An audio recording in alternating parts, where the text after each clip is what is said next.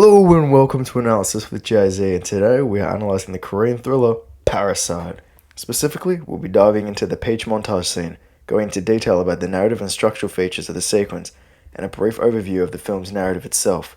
Parasite explores themes of class inequality, social hierarchy, deception, and exploitation within a capitalist society.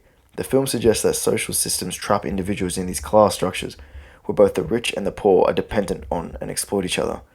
The title itself reflects the ambiguity of who the parasite really is. The film itself follows a pretty standard but well-developed three-act structure.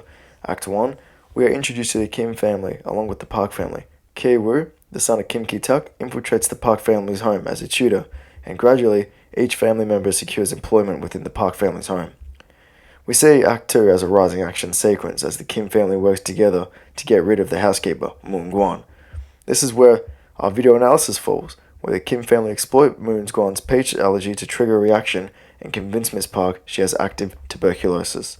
We get a midpoint twist where it's revealed the house holds an underground bunker where Moon Gwan's husband resides, and this is what triggers Act 3. Act 3 is more so an escalation of conflict, where both the Kim family and Moon Gwan work together through blackmail, but ultimately, it all ends in a blood-soaked birthday party serving as the story's ultimate climax. In the end, the story is resolved with an unrealistic dream of Ki-woo dreaming to save his father from hiding by purchasing the Park family's home. We know you can't afford it, little bro. In Parasite, narrative conventions significantly contribute to the audience engagement, particularly the peach scene. One key convention is cause and effect, as each action taken by the Kim family logically leads to Moon Gwan's firing. This clear progression allows the audience to follow the scene closely and remain invested in its outcome through its smooth filming and character interaction, because viewers understand the plan and its risks, and they become actively engaged in anticipating whether the Kims will succeed or be exposed.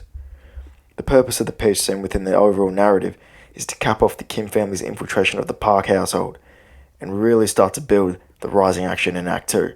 And by successfully framing Moon Gwan and getting her fired, the Kims gain complete control over their household employment, marking the peak of their plan. The scene also reveals important information about characters, as it highlights the Kim family's intelligence, teamwork, and strategic thinking, as they carefully plan and execute the allergy deception. But what is also very overlooked is the fact how desperate the Kim family is, and what I mean by that is how they are willing to endanger Moon Gwan's health and livelihood for their own advancement, showing how desperation and financial struggle have shaped their ethics. In contrast, Mrs. Park is portrayed as a super nice and overly trusting woman, relying heavily on appearance rather than evidence. This reinforces the film's broader commentary on class privilege and social blindness, a key theme developed by director Bong Joon-ho. Hopefully I pronounced that right. The montage itself is around 5 minutes long, and we are open with these slow panning shots following the Kim family as they actively execute their plan. These slow pans aren't done for no reason, no.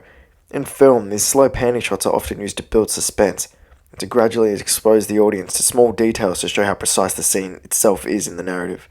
This transforms what is actually a cruel act into something that feels clever and strategic. This aligns the audience with the Kim family, and we momentarily experience the scene as a coordinated operation rather than an unethical setup.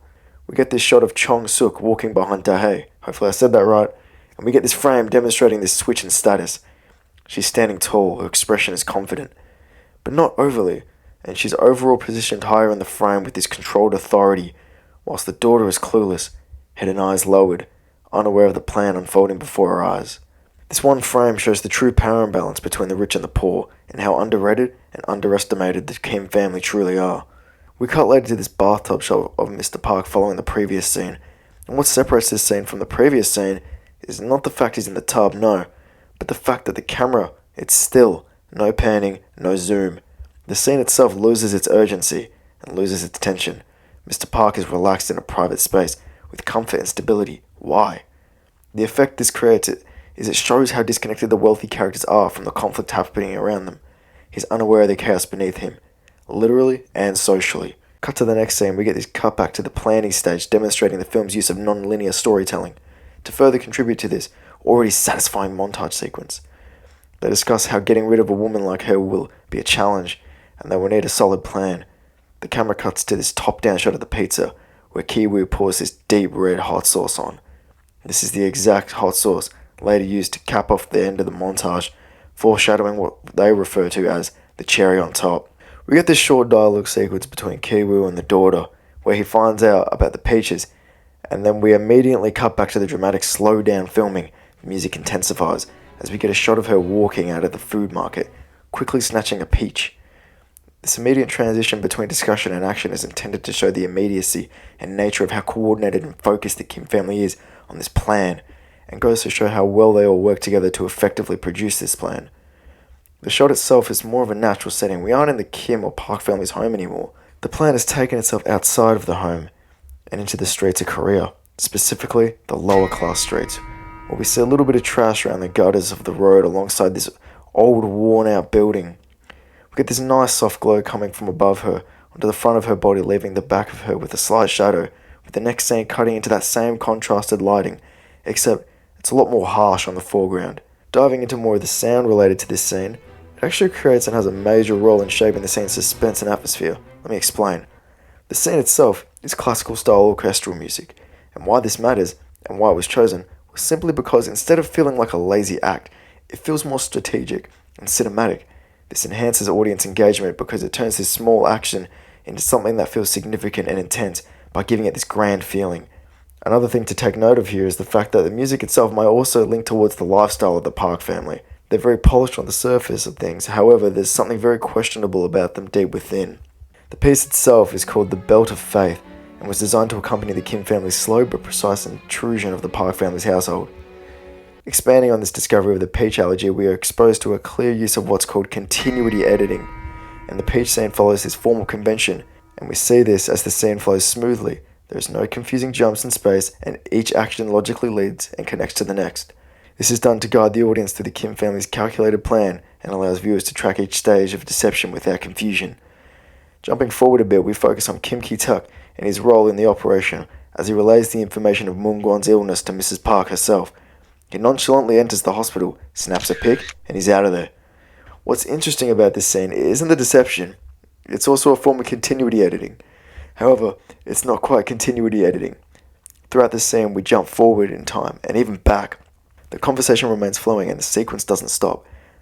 There's one narrative convention and one formal convention here. Can you guess what they are?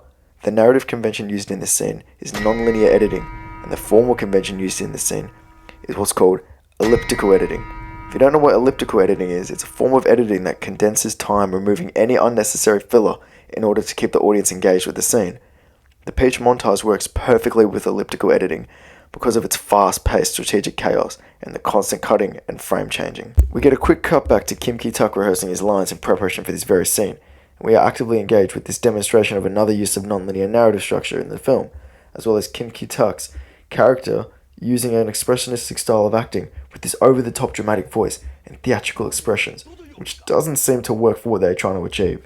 In the end, he's corrected on his form of expression and it becomes much more naturalistic, with subtle expressions, to maintain his confidence in the scene without being too obvious.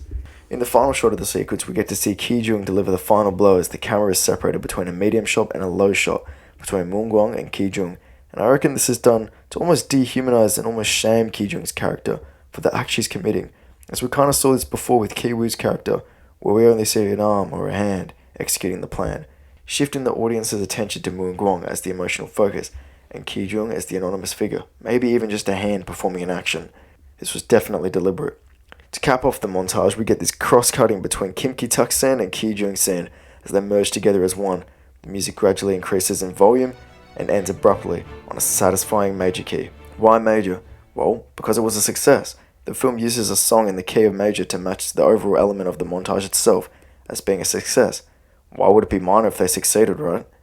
And remember that little foreshadowing we talked about a couple minutes ago? Well, here it is, the cherry on top. The hot sauce packet is back and caps off the montage with this dramatic finish to seal a well-written narrative. Well, there you have it, folks. I hope you enjoyed this little analysis, and I hope you learned a few things. I'm Jay-Z. Thank you for watching.